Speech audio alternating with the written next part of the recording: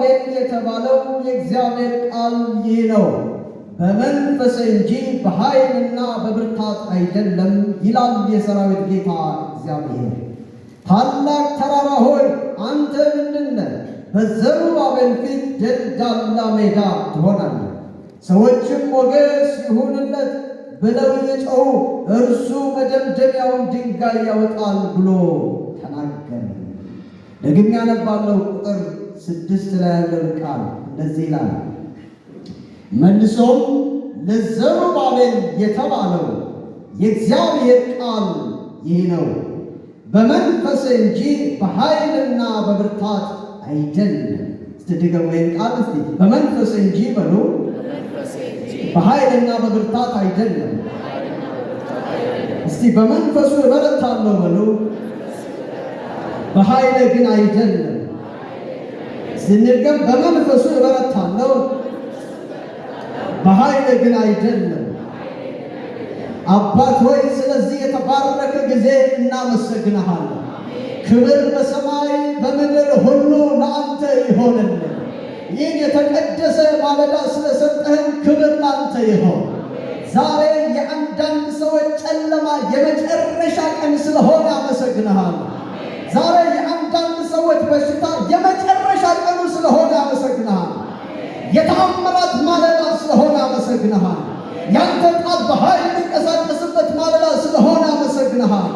እግዚአብሔር ሆይ በዚህ ጉባኤ በክብር ስለተገኘ እናመሰግንሃለን። የሚቀረንን የቃል ጊዜ ደግሞ ባርክልን። የሁላችንም ልቦና በኢየሱስ ስም ይከፈቱ። ቅዱሱ ብላቴና በኢየሱስ ስም አሜን። እሺ፣ ዛሬ ከኔ ጋር አብረን የምናየው የቃሉ ርዕስ ያለው አሁን ባነበብኩት በዘካርያስ ምዕራፍ 4 ቁጥር 6 ላይ ያለውን ክፍል ነው። ጌታ መንፈስ ቅዱስ በልቤ ላይ ያስቀመጠው ይሄ ሬማ ቃል ስለሆነ ይህንን ቃል እንደ ትምህርት ሳይሆን እንድሰሙ የሚፈልገው እንደ መልእክት ነው እንድሰሙ የሚፈልገው። ስለዚህ እግዚአብሔር በልቤ ላይ ይህንን ቃል በዚህ ቀን እንዳውጅ፣ በዚህ ቀን እንዳወራ፣ በዚህ ቀን እንዲዘራ የተሰጠኝ እንደ አንድ ዘሪ የተሰጠኝ ቃል ስለሆነ ለአንዳንድ ሰዎች ይሄ ቃል ሕይወታችሁን ይሰራል። በእርግጠኝነት እናገራለሁ፣ የዛሬው ቃል ያንን ሰው ቤት ይቀይራል። ከዛ በፊት አንድ ማውራት የሚፈልገው ነገር አለ። እኔ ኖርማል የልጅነት ጊዜ ወደ አገልግሎት የገባውበት ጊዜ ኦልሞስት 8ኛ ክፍል አካባቢ ያለው ወደ አገልግሎት የገባውበት ጊዜ የኔ አንዱ የመንፈሳዊ የእድገት ሌቭል ነበረ። ምን ማለት ነው? በእግዚአብሔር ፊት የመሆን ቃሉን የመፈለግ ጌታን የመጸለይ በእግዚአብሔር ፊት ለመመላለስ መናፈቅ የእግዚአብሔር መንግሥት ጉዳይን መፈለግ የሚለው ነገር ዝም ብሎ እንደ ማንኛውም ሰው እንደ ተፈጥሯዊ ሰው ከመኖር አንዱ የእድገት ስቴፕ ነበረ ለኔ። ሁለተኛው የእድገት ስቴፕ 2012 ላይ ኢየሱስ እርሱ ክርስቶስ እንደሆነ በእግዚአብሔር ለኛ በሰጠው የደህንነት ሥራ ላይ የተገለጠልኝ ሁለተኛው የጸጋ መገለጥ ትልቁ የሁለተኛው የመገለጥ ሌቭል ነው ለኔ ለህይወት። ከ2012 ጀምሮ መሰረታዊ የሆኑ የኃጢአት ችግር፣ የሰይጣን ችግር፣ የመንፈሳዊ ሞት ችግር በክርስቶስ ኢየሱስ ንጉሥ ሆኖ የሰይጣንን ችግር እንደመታ፣ ካህን ሆኖ የኃጢአትን ችግር እንዳጠበልኝ፣ እንደገና ነቢይ ሆኖ ከአብ ጋር እንዳገናኘኝ ያገኘሁት መገለጥ ለኔ ትልቁ በመንፈሳዊ ሕይወቴ ላይ ትልቁ የእድገት ሌቭል ነው። አሁን ላይ ከሰሞኑ ጌታ በጣም በልቤ ላይ እየጨመረ ያለው መገለጥ ደግሞ በእኔ ውስጥ ያደረውን መንፈስ ቅዱስን ሞር እንዳውቅና ከመንፈስ ቅዱስ ጋር ሞር እንዳድግ እየገፋፋኝ ያለ የመገለጥ ሌቭል ነው። ዛሬ እላችኋለሁ መንፈስ ቅዱስ በእኛ ውስጥ በኃይል መስራት ይጀምራል። ከዚህ በኋላ እናገራለሁ፣ በአጂፕ ቤተ ክርስቲያን ከመንፈስ ቅዱስ ጋር የሚሰሩ ስላሉ እዚህ ስንቆም እዛ ጋር በሽታ መቅረት ይጀምራል። እዚህ አገልጋዮች ሲቆሙ በአካባቢው ላይ ያለ ጨለማ መወጋት ይጀምራል። ለምን ከተባለ የእግዚአብሔር መንፈስ ኤንቫይሮመንቱ በኃይል ዶሚኔት ስለሚያደርግ። ደግሞ የእግዚአብሔር መንፈስ በሉ ኃይል ይሰጠኛል። ይህ ደግሞ የእግዚአብሔር መንፈስ ኃይል ይሰጠኛል። ስለዚህ ዛሬ የምንካፈለው ምናልባትም ከዚህ በኋላ ላላቆመው የሚችለው ከባድ መገለጥ በውስጥ ስላለው መንፈስ ቅዱስ በደንብ እንዳቀና አብሬ በኃይል እንዳገለገል ነው። መንፈስ ቅዱስን አጭር ላሳያችሁ ከመጽሐፍ ቅዱስ። የመጀመሪያው መንፈስ ቅዱስን ላሳያችሁ የሚፈልገው መንፈስ ቅዱስ አሁን ከኛ ጋር ያለው መንፈስ ቅዱስ ዓለማትን በመፍጠር ስራ ውስጥ እንዴት ነው የተሳተፈው? መንፈስ ቅዱስ በመፍጠር ሂደት ውስጥ እሱን አሳያችኋለሁ። ዘፍጥረት ምዕራፍ 1 ቁጥር 2 ላይ እንደዚህ የሚል ቃል እናገኛለን። ምድርም ቅርጽ የለሽና ባዶ ነበረች፣ የምድርን ጥልቅ ስፍራ ሁሉ ጨለማ ውጦት ነበረ፣ የእግዚአብሔርም ኤሎሄም መንፈስ በውሆች ላይ ይረብብ ነበር ይላል። ስለዚህ አሁን የተገለጠው አትክልት፣ አሁን የተገለጠው ተራራ፣ አሁን የተገለጡ እነዚህ ሰማያት መጽሐፍ ቅዱስ ሰማያት በመንፈሱ ውበትን አገኙ ይላል። አሁን የምንሄድበት ምድር የምንተነፍሰው ኦክሲጅንን የሰራው አሁን በኛ ውስጥ ያለው መንፈስ ቅዱስ ነው። ያለ መንፈስ ቅዱስ አንዳች ነገር ከሰማይ በላይ ከሰማይ በታች የተደረገ ምንም ነገር የለም። ለኢየሱስ ክርስቶስ ሁሉ በእርሱ ሆነ እንደምንለው እንዲሁ ደግሞ ያለ መንፈስ ቅዱስ በዚህ ዩኒቨርስ ውስጥ በአና በዓለም ውስጥ የሆነ አንዳች ነገር የለም። እደግማለሁ። ሌላም ስፍራ በመዝሙር 104 ቁጥር 31 ላይ እንደዚህ የሚል ቃል አለ። መንፈስህን ስትልክ እነርሱ ይፈጠራሉ፣ የምድርንም ገጽ ታድሳለህ፣ የእግዚአብሔር ክብር ለዘላለም ጸንቶ ይኑር ይላል። ምን ማለት ነው? እግዚአብሔር መንፈሱን ስልክ መንፈስ ቅዱስ ሲመጣ ምድር ላይ ያለው የሚንቀሳቀሰው ነገር በአጠቃላይ የተፈጠረው መንፈስ ቅዱስ ነው። እስቲ የፈጠረኝ በሉ መንፈስ ቅዱስ ነው። ስድገሙ የፈጠረኝ በሉ መንፈስ ቅዱስ ነው። በኢዮብ መጽሐፍ ላይ ደግሞ ላሳያችሁ። ኢዮብ ምዕራፍ 33 ቁጥር 14 ላይ ቁጥር 4 ላይ እንደዚህ ይላል፣ የእግዚአብሔር መንፈስ ፈጠረኝ፣ ሁሉን የሚችል የአምላክ እስትንፋስ ሕይወት ሰጠኝ። ኢዮብ ምዕራፍ 33 ቁጥር 4 ላይ የእግዚአብሔር መንፈስ ፈጠረ። ማን ያለው? ኤልያ። የእግዚአብሔር መንፈስ ፈጠረ፣ ሁሉን የሚችል የአምላክ እስትንፋስ ሕይወትም ሰጠኝ። ምን ማለት ነው? በዘመን መጨረሻ አለ እየተናገረ በወንድና በሴት ባሪያዎቼ ላይ ከመንፈሴ አፈሳለሁ።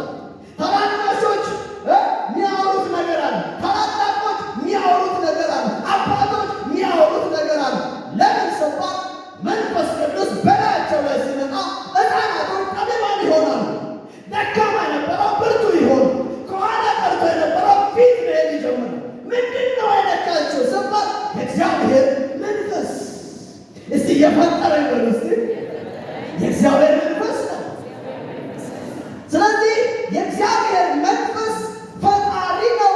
በፍጥረት ሂደት ውስጥ በመፍጠር ሂደት ውስጥ ሁለተኛው ማሳያችሁ መንፈስ ቅዱስ አሁን ከኛ ጋር ያለው አሁን እዚህ ያለው አሁን በእኛ ውስጥ ያለው መንፈስ ቅዱስ ይሄንን የምናነበውን መጽሐፍ የሰጠን መንፈስ ቅዱስ ነው። እስቲ ቃሉን የሰጠኝ በሉ መንፈስ ቅዱስ ነው። አሁን የእግዚአብሔር መንፈስ ባይኖር ኖሮ ይህን መጽሐፍ አናገኘው። ይህን መጽሐፍ የሰጠን የእግዚአብሔር መንፈስ ነው። በጴጥሮስ መጽሐፍ ላይ ሄጄ ላሳያችሁ። ሁለተኛ ጴጥሮስ ምዕራፍ 1 ከቁጥር 21 እንደዚህ የሚል ቃል አለ። ምክንያቱም ትንቢት ከእግዚአብሔር የተላኩ ሰዎች በመንፈስ ቅዱስ ተመተው ተናገሩት እንጂ ከቶ በሰው ፈቃድ የመጣ አይደለም። ምን ማለት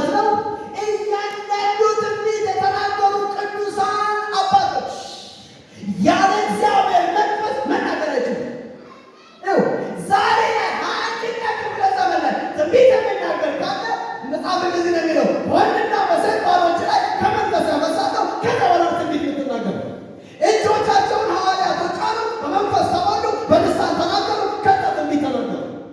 ትንቢት የሚያናግር በእኛ ውስጥ ያለ እግዚአብሔር መንፈስ ዛሬ በኢየሱስ ስም ይቀጣጠል። ስለዚህ ያለ እግዚአብሔር መንፈስ ይህን መጽሐፍ ቅዱስ አናገኘውም ነበረ። በሁለተኛ ጢሞቴዎስ ምዕራፍ 3 ቁጥር 16 ላይ እንደዚህ የሚል ቃል አለ። ቅዱሳት መጽሐፍት ሁሉ የእግዚአብሔር መንፈስ ያለባቸው ናቸው።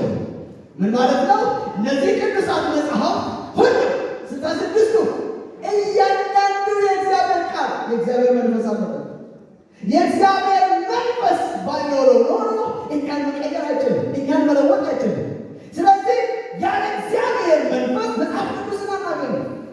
መጽሐፍ ቅዱስን ለእኛ የሰጠን ዛሬ ብዙ ሰዎች በዓለም ላይ ምሁራን ሆነው የተነሱት ከዚህ መጽሐፍ የተነሳ ነው። ይህን መጽሐፍ የሰጠው ግን ደራሲ መንፈስ ቅዱስ ነው። ይህን መንፈስ ቅዱስ ግን ዓለም አያውቀው። አንድ ምሳሌ ልንገራችሁ። መንፈስ ቅዱስ አንዳንድ ሰዎች እንደ ኃይል እንደ ነፋስ ብቻ አድርገው ይረዱታል። አይደለም።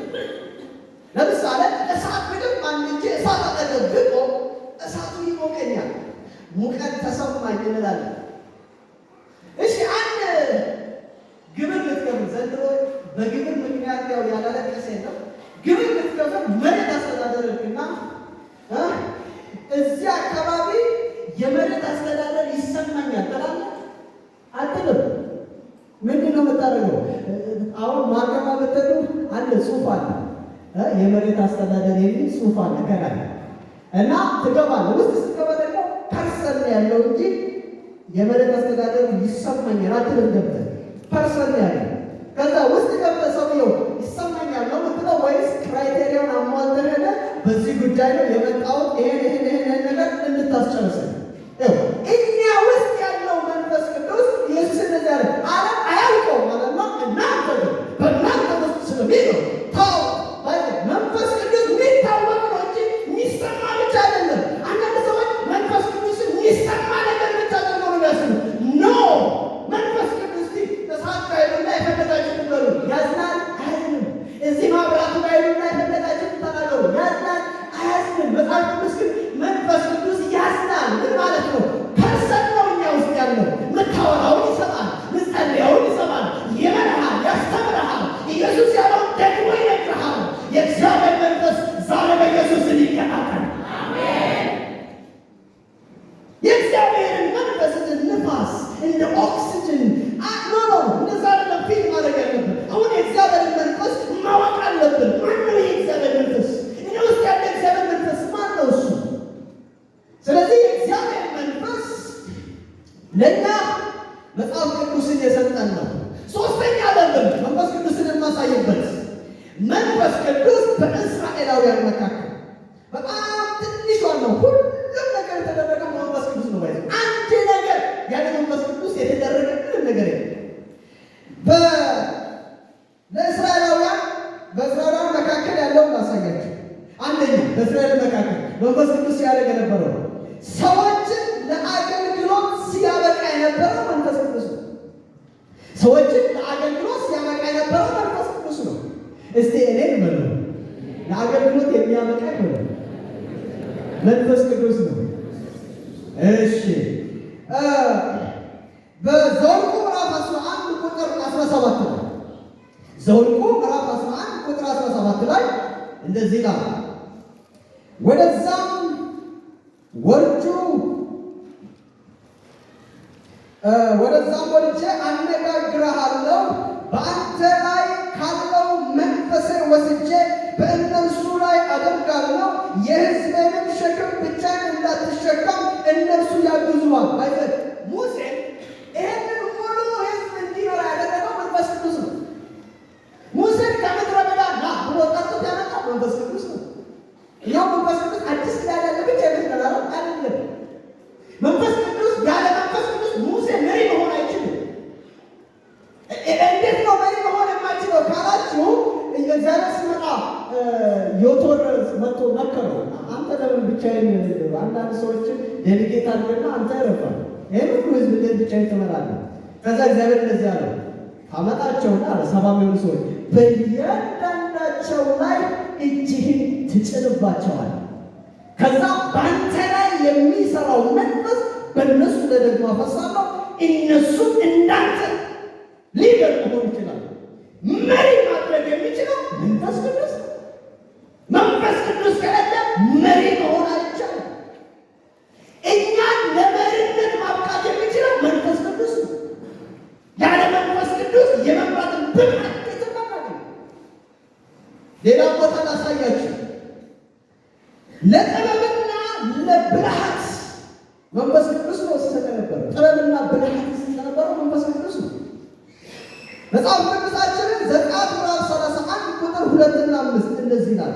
እነሆ ከይሁዳ ነገድ የሆር የልጅ ልጅ የሆነውን የኡርን ልጅ ባስልኤልን መርጫለሁ። በሁሉም አይነት የእጅ ጥበብ ሥራ ብልሃት፣ ችሎታ፣ እውቀትን እንዲኖረው የእግዚአብሔር ኤሎሂም መንፈስ ሞልቼዋለሁ ይላል። አስቡ፣ የሆነ ቅርጻ ቅርጽ ለመስራት አሁን እግዚአብሔር መንፈስ ያስፈልጋል ይሆናል። አዎ ያስፈልጋል። ለመማር እግዚአብሔር መንፈስ ያስፈልጋል። አዎ ያስፈልጋል። ጅማ ከተማ ላይ ኤግዛክት ጌታ እንደሚፈልገው ለመስራት የእግዚአብሔር መንፈስ ያስፈልጋል። አዎ ያስፈልጋል። ይህ ቸርች ብቻ አይደለም፣ በእያንዳንዱ ሲስተም ውስጥ ያስፈልጋል። ስለዚህ ያንን ቤተ ድንኳኑን ዲዛይን አድርጎ ቅርጽ የእግዚአብሔር መንፈስ ባስልኤልን ሙልት አድርጎ ዲዛይኑን በትክክል እንዲሰራ ሲያደርግ የነበረው መንፈስ ቅዱስ ነው። ያለ መንፈስ ቅዱስ ትክክለኛ የሆነ ቀጥ ያለ ነገር መስራት የሚችል እስቲ ጥበብን ቢሰጠኝ ወን ውስጥ መንፈስ ቅዱስ ነው።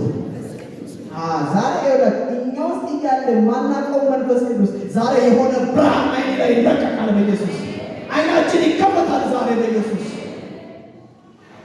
ሌላም ላሳያችሁ። በእስራኤላውያን መካከል መንፈስ ቅዱስ ሲሰራ የነበረው ለጥበቃና ለድል አብሯቸው የነበረው መንፈስ ቅዱስ ነው። ለጥበቃና ለድል አብሯቸው የነበረው መንፈስ ቅዱስ ነው። መጽሐፍ ቅዱሳችንን መሳፍንት ምዕራፍ 6 ቁጥር 34 ላይ እንደዚህ ይላል። ከዚያም የእግዚአብሔር መንፈስ በጌዲዮን ላይ ወረደ፣ እርሱም መለከት ነፋ፣ የአቤዛውያንን እንዲከተሉ ጠራቸው ይላል። ስለዚህ ጌዲዮን ላይ ሲወርድ የነበረው የእግዚአብሔር መንፈስ ነው። ሌላም ላሳያችሁ። መሳፍንት ምዕራፍ 14 ቁጥር 6 በዚህ ጊዜ የእግዚአብሔር መንፈስ በኃይል ወረደበት። ስለዚህ የፍየል ጠቦት እንደሚገነጣጠል አንበሳውን ያለምንም መሳሪያ በባዶ እጁ ገነጣጠለው። ማነው? ሰምሶን። በሰምሶን ላይ በኃይል መጥቶ አንበሳውን ሲያየው መንፈስ ቅዱስ ሲመጣ ቋለ ኖርማል ሰው የነበረ ሰው ይቀጣጠላል። ሌላ ሱፐርናቹራል ፓወር ከሱ ጋር ይሆናል። ዛሬ እነግርሃለሁ በኢየሱስ ስም ችግሮች በእናንተ በትንሽ ሆነው ይታያሉ። በመንፈስ ቅዱስ ሰምሶን ተቀጣጥሎ መንፈስ በኃይል መጣበት። አንበሳውን ሲያየው አንበሳውን ለትንሽ ነገር ታየ። ከዛ ያዘው ይላል። አንበሳውን ገነጣ። አንበሳው አይደለም ሰምሶን እንደገነጣጠለው። ሰምሶን አንበሳውን የገነጣጠለው እንዴ! ምን መጥቶበት ነው? ሰው አይደለም። አዎ ሰው ነው፣ ግን አንድ ሱፐር ናቹራል የሆነ መንፈስ በላይ መጥቶበታል። እስቲ የእግዚአብሔር መንፈስ በላይ ላይ ነው ነው።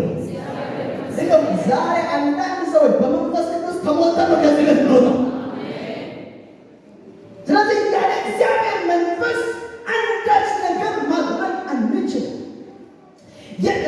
ሌላው ሁለተኛው በእስራኤላውያን መካከል የእግዚአብሔር መንፈስ ለአገልግሎት መምራት ብቻ አይደለም፣ ሕዝቡን የመምራትና የማስተማር አገልግሎት ሲያገለግል የነበረው መንፈስ ቅዱስ ነው። የመምራትና የማስተማር አገልግሎት ነህምያ ምዕራፍ 9 ቁጥር 20 እንደዚህ የሚል ቃል አለ። ያስተምራቸው ዘንድ መልካሙን መንፈስን ሰጥሃቸው፣ መናህንም ከአፋቸው አልከለከልክም፣ ለጠማቸውን ውሃን ሰጥሃቸው። ያስተምራቸው ዘንድ ምን አይነት መንፈስ? እስቲ መልካም መንፈስ ነው። እስቲ መልካም መንፈስ ነው። ያስተምራቸው ዘንድ ባይዘኛ አናውቅም፣ አንተ አታውቅም፣ አንቺ አታውቂም። መንፈስ ቅዱስ ነው ክርስትና የሚያስ ባይዘ አብዛኛው ነገር ክርስትና ውስጥ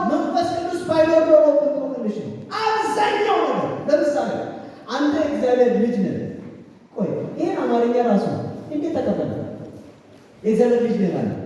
ውጭ ዓለም እኮ ልጅ የሚባል ነገር የለም። ባሪያና ጌታ በቃ አለቀ ነው የሚለው። መንፈስ ቅዱስ መጣ እናንተ ውስጥ ፈሰሰና ሮሜ ላይ እንደዚህ ይላል፣ በእግዚአብሔር መንፈስ የሚመሩ እነሱ የእግዚአብሔር ልጆች ናቸው። ማን ነገረ? መንፈስ ቅዱስ ነው ነገረ። መንፈስ ቅዱስ ባይኖር ኖሮ ኢየሱስ እንደዚህ ያለ። አሁን አንዳንዱ ነገር አይገባችሁም ማለት አይገባችሁም። አንድ ቀን ግን የእውነት መንፈስ ይመጣባችኋል። ሲመጣባችሁ ያኔ ይገልጥላችኋል፣ ያስተምራችኋል። እስቲ የእግዚአብሔር መንፈስ በሉ፣ እስቲ ጨምሩ፣ የእግዚአብሔር መንፈስ በሉ። ኦ ሃሌሉያ! የእግዚአብሔር መንፈስ ባይኖር ኖሮ ክርስትና አውቀልሽ ነው። የዛሬ 2000 ዓመት የሞተ ሰው ስላንተ ነው የሞተልህ። መንግሥተ ሰማይ ክፍት ነው። እንዴት አመንከው? መንፈስ ቅዱስ ነው። መንፈስ ቅዱስ ባይኖር ኖሮ ግራ ነው የሚገባ አብዛኛው ነገር። እንቆቅልሽ ፈቺ ነው መንፈስ ቅዱስ። ጥያቄ መላሽ ነው መንፈስ ቅዱስ። ብርሃን የሚሰጥ ነው መንፈስ ቅዱስ። ኃይል የሚያቆጣጠር ነው መንፈስ ቅዱስ። ሌላ ላሳያችሁ። በኢሳይያስ ምዕራፍ 63 የመሪነትን እንግዲህ እስራኤልን እንደዚህ ይመራ እንደነበረ ኢሳይያስ 63 ቁጥር 11 እስከ 14 እንደዚህ ይላል። ከዚያም ሕዝቡ የጥንቱን ዘመን የሙሴንና የሕዝቡን ጊዜ እንዲህ በማለት አስታወሱ። የበጎቹን እረኛ ከባሕሩ ያወጣቸው እርሱ የት አለ? ቅዱስ መንፈሱንም በመካከላቸው ያኖረ እርሱ የት አለ? የከበረው ኃያል ክንድ በሙሴ ቀኝ እጅ ላይ እንዲያርፍ አደረገ። ለራሱ የዘላለም ዝና እንዲሆንለት ውኆችን በፊታቸው ከፈለ።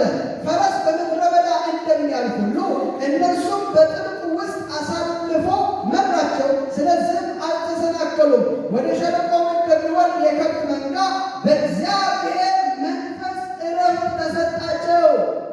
ማነው እስራኤላውያንን ቀይ ባህርን ከፍሎ ያሻገረው? መንፈስ ቅዱስ ነው። መንፈስ ቅዱስ ባይኖር ኖሮ ቀይ ላይ አይከፈልም። ያ የተከፈለው ደግሞ አይደርቅም። በጣም ደስታ ንፋስ ለቀቀ አደረቀ ነው የሚለው። ማነው ባህርን የከፈለው? መንፈስ ቅዱስ ነው። ሃሌሉያ! ችግርሽን የሚከፍለው መንፈስ ቅዱስ ነው። በእሳት መካከል የሚያሳልፍሽ መንፈስ ቅዱስ ነው። መከራ ስትገቢ ከመከራ ተሸክሞ የሚያወጣሽ መንፈስ ቅዱስ ነው። ያ መንፈስ ከኔ ጋር አለ በሉ እስቲ ድገሙ። ያ መንፈስ ከኔ ጋር አለ በሉ። እስራኤላውያንን እንደ መንጋ ወንዝ እንደሚሄድ መንጋ ሲመራቸው የነበረው በቀን ቀን ደመና እያደረገ ሌሊት ሌሊት እሳት እያደረገ ሲመራቸው የነበረው መንፈስ ቅዱስ ነው። ዛሬ ኢየሱስ እንደዚህ ያለ መንፈስ በመጣ ጊዜ ወደ እውነት ሁሉ ይመራቸዋል ያለው ቤተ ክርስቲያን ያንን መንፈስ ነው። እስቲ የእግዚአብሔር መንፈስ በሉ ይመራኛል ነው። እስቲ ሃሌሉያ! ሌላም ላሳያችሁ። የእግዚአብሔር መንፈስ በሳሙኤል ዘመን በሳሙኤል አገልግሎት እንደዚህ ይላል። የእግዚአብሔር መንፈስ በሳሙኤል አገልግሎት ውስጥ የመጀመሪያው የሳሙኤል አገልግሎት ነው። ስለ መንፈስ ቅዱስ ነው። የሳሙኤል አገልግሎት ቃሉን የሚናገራትን ቃል ሲያጸና የነበረው መንፈስ ቅዱስ ነው። የሳሙኤል የሚናገረው ቃል ሲያጸና የነበረው መንፈስ ቅዱስ ነው። ክብሩን ላሳያችሁ። አንደኛ ሳሙኤል ምዕራፍ 3 ቁጥር 19 ሳሙኤል እያደገ ሄደ፣ እግዚአብሔር ከእርሱ ጋር ስለነበረ የሚናገረው ቃል አንዳች በምድር አይወድቅም ነበር። የሚናገረው ቃል አንዳች በምድር አይወድቅም ነበር። እውነት አንተ እዚህ ሆነ ስትናገር እዛ ጋር የሚሄደውን አጋንንት የሚወጋው መንፈስ ቅዱስ ነው። አጋንንትን አገልጋይ አውጥቶ አያውቅም። አጋንንትን ሰባኪ አውጥቶ አያውቅም። አጋንንትን ሰው አውጥቶ አያውቅም። አጋንንትን የሚያወጣው መንፈስ ቅዱስ ነው። ይህ እንዴት አልክ ካላችሁ ኢየሱስ እንደዚህ ያለ አጋንንትን አወጣና ለቤልዜቡል አጋንንትን ያወጣል ሲሉ ኢየሱስ ነገራቸው። እኔ በእግዚአብሔር መንፈስ አጋንንትን የማወጣ ከሆነ እንግዲያውስ የእግዚአብሔር መንፈስ መካከላችሁ መጣለች። ኢየሱስ ለሆነው አጋንንትን ሲወጋ የነበረው የእግዚአብሔር መንፈስ ነው። እኔ ሲሆን ስናገር እዛ ጋር አቅልጦ አውጥቶ የሚያንበረክተው የእግዚአብሔር መንፈስ ነው። በሽታ ሰው ፈውሶ አያውቅም። ቶማስ ጉንፋን አይፈውስም። የእግዚአብሔር መንፈስ ግን ካንሰርን ይነቅለዋል። ለመንፈሱ ይቻላል። በውስጥ ድገሙና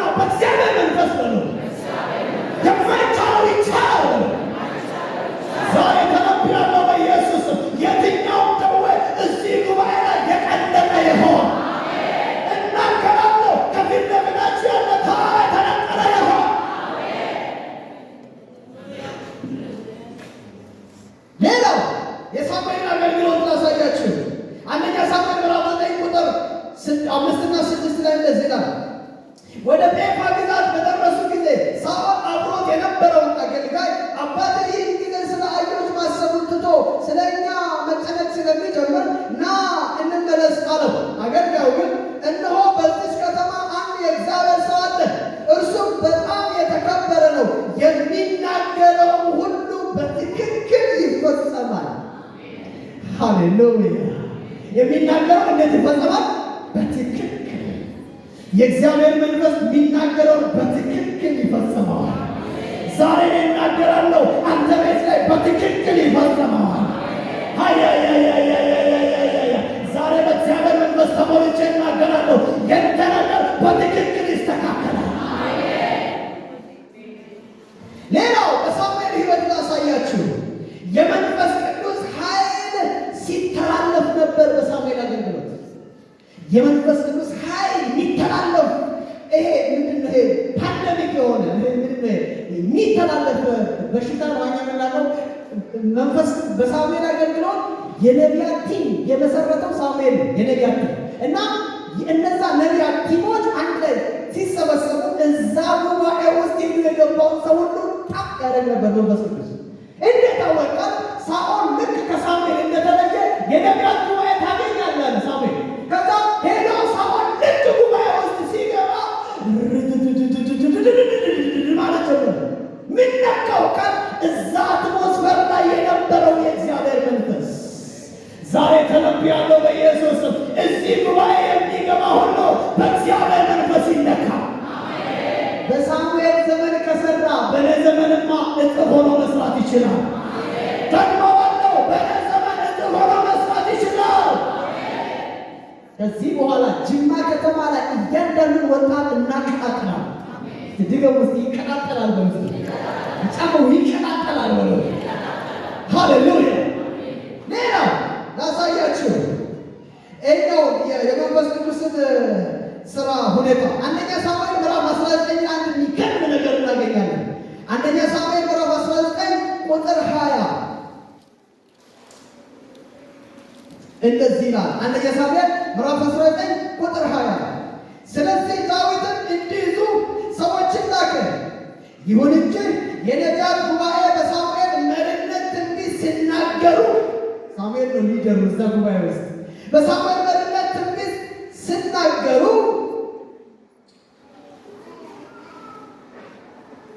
ሲናገሩ ባዩ ጊዜ የእግዚአብሔር መንፈስ በሳኦል ሰዎች ላይ ወረደ፣ እነርሱም እንደዚሁ ትንቢት ተናገሩ። ሳኦልም ይህ በተነገረው ጊዜ ሌሎች ሰዎችን ላከ፣ እነርሱም ትንቢት ተናገሩ። ሳኦል ለሶስተኛ ጊዜ ሰዎች ላከ፣ እነርሱም ደግሞ ትንቢት ተናገሩ። በመጨረሻም እርሱ ራሱ ወደ አርማቴም ሄደ። ከዚያም በሳኩ ወዳለው ትልቁ የውሃ ማጠራቀሚያ ጉድጓድ እንደደረሰ ሳሙኤልና ዳዊት የት ናቸው ሲል ጠየቀ። አንድ ሰውም በአርማቴም በምትገኘው በኔባስ ዘራማ ናቸው ብሎ ነገራቸው። ቁጥር 23 ስለዚህ ሳኦል በአርማቴም ወደምትገኘው ወደ ኔባስ ዘራማ ሄደ።